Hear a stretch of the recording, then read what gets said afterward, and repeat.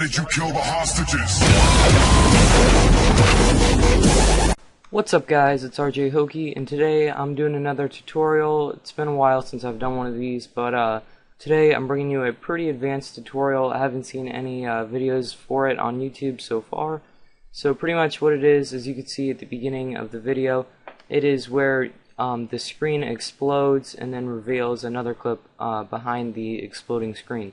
So pretty much what you want to do is drag in your clip. I'm using a clip from DMG Dubsy. You can download clips from his YouTube channel just for kind of editing practice or other stuff. So what I'm going to do is drag that out, or find where he shoots, and then I'm going to drag the video down, or kind of make it shorter.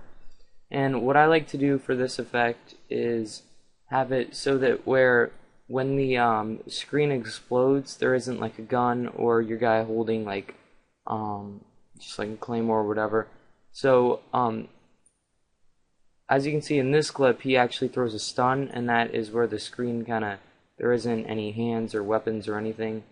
Other times is you can sometimes get, like when your person is running, sometimes their gun will go completely out of the picture, and then of course obviously you can just Twixtor that so that stays up for a while. So what I'm going to do is come over here, Revision Plugins, Twixtor. This is a pretty advanced tutorial in my opinion, so by now you should be able to know how to use Twixtor without me going into detail on it. Just be sure to change the input frame rate to 59.94 if you're using a 60 frames per second clip. Keyframe it and then go over, change the speed to 5%, and there you go.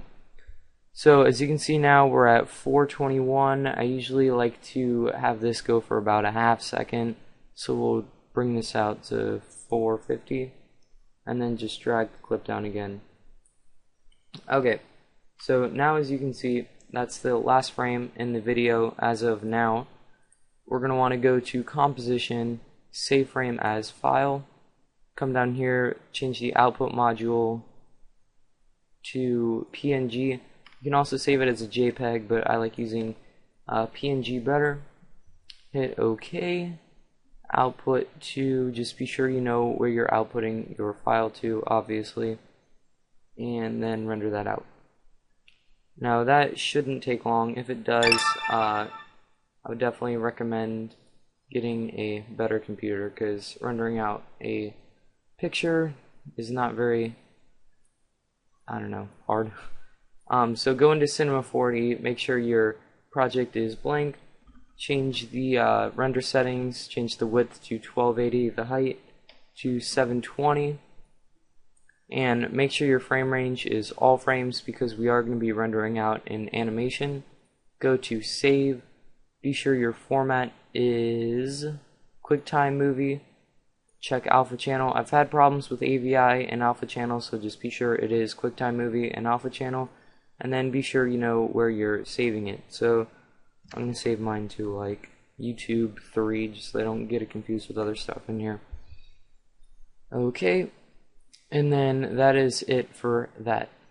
So you're going to want to make a cube, change the X value to 1280, oops, 1280, change the Y value to 720, and then go to Camera, and then go to Front, so that you have a front facing view on the box pretty much. And then zoom in with your I guess you can do it with your mouse wheel or whatever, and make sure that the edges are that they're not like showing like that, because then you'll have black bars. Now I'm just gonna do this quickly. You can mess around and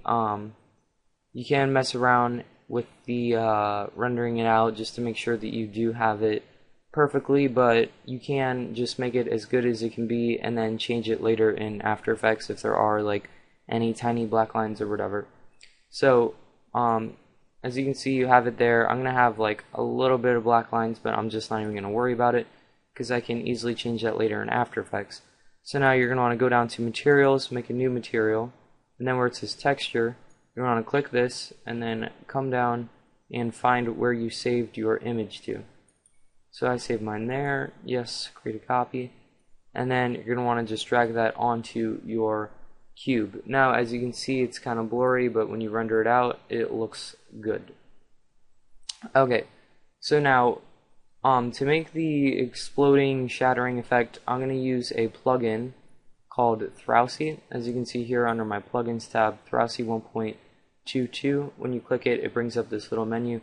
There's other plugins. One I think is called Explode without the E at the beginning, but those you all have to pay for. Thrausi is a completely free plugin for Cinema 4D. It's easy to install. You can just Google it, Thrausi 1.22. That's the most up-to-date version as of when I'm making this tutorial. So you're going to want to go to pieces. I'll change mine to 80.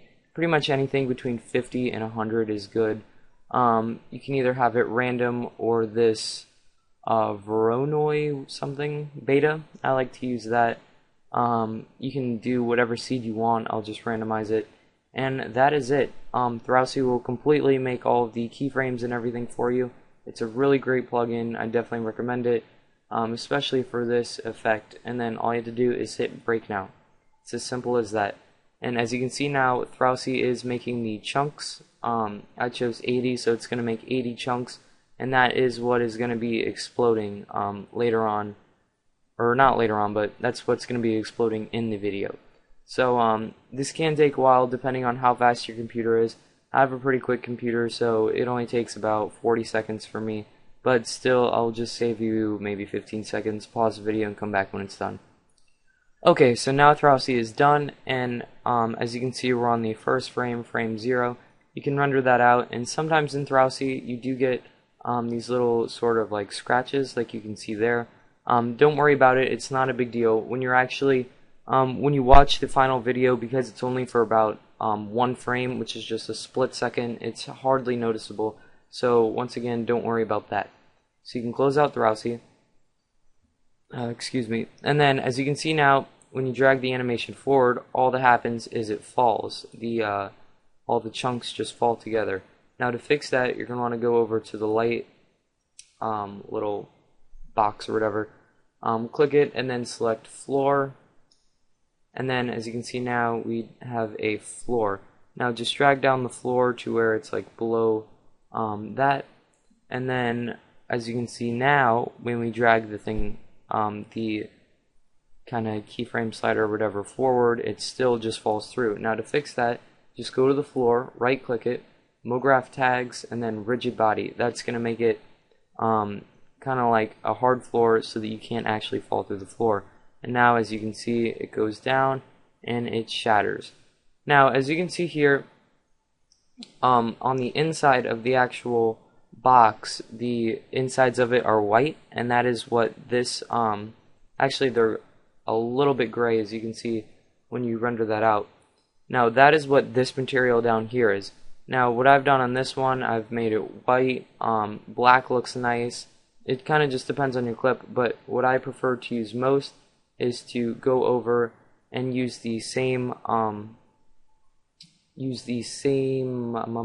sorry, I'm trying to think, use the same material as the one that you used before. So just go click it, go to the texture and then browse for the file, and then go back to the same PNG that you used already. And then now as you can see, it is kind of the same color all around, and that I think is what looks the nicest. Okay, so once you've done all of that, you've already adjusted your you've already sort of adjusted your render settings, so all that you have to do is render that out. Now this could take a while depending on how fast your computer is. My computer is pretty quick, I think I might have already said that, so it doesn't really take long for me, only about a minute and a half, but this could take anywhere from like 5 to 10 minutes for you. Don't worry about it, just go make yourself a sandwich, whatever, come back when it's done. I'll pause this and come back when mine is done. Alright guys, I'm back, and as you can see, my render finished. So what you want to do is open up After Effects and go back to your project. Now you're going to want to drag in your video. Mine, I named it YouTube 3. It's 170 megabytes, so it's pretty big for only a 3-second clip, but just you can delete it or whatever once you actually render out your final project with After Effects. So drag this in to here, and you're going to want to be sure that your Cinema 4D video is starting at the same, like right as your original video is ending. And as you can see here, I have a little bit of black bars, but I can always just drag that out if it'll work, and then drag that out to the sides, and then there you go. It's looking good. Now the Cinema 4D video is actually a little bit brighter than the After Effects, so for that you can just go to Effect, Color Correction, Brightness and Contrast. You can turn up the contrast a little bit, turn down the brightness, and now they pretty much look the same. Okay, so once you've done that, you're going to want to go up here and drag in your other clip. Looks like this is a no scope. I'm not really sure. I kind of just dragged that in from my files that I had, and have that starting right when your Cinema 4D video is beginning as well. So as you can see now, the screen kind of explodes, and then your next clip is on top of that, and then bam, it's a no scope. Now one thing, as you can see here, these kind of just stay there at the bottom. What I like to do is just click up here and then hit the letter T, which will bring up the opacity, and then you can definitely keyframe that. So just go to where the clip ends and be sure you click keyframe, set the opacity down to 0, and then you can drag that back over here a little bit and then set it to 100. So now it kind of just fades away, and then your guy hits a nasty no scope. So that's about it for this effect. You can get creative with it. In other videos I've had like keyed out players throwing like semtexes at it and the screen explodes, kind of like throwing a baseball at a window. You can have someone like shooting the actual screen and then having it explode. Those are a little more advanced and take a little more time, since you do have to have it kind of green screened or keyed out, depending on however you want to say it. But that's about it, guys. If you liked the video, be sure to comment telling me that you did like it. Of course, like the video, and subscribe to me. It really helps me out. I only have like 65 subscribers, and I'm trying to get noticed, so help me out, guys. I'm just doing this for fun, you know, and I really appreciate it if you subscribe to me. So thanks for watching, and I will see you guys later.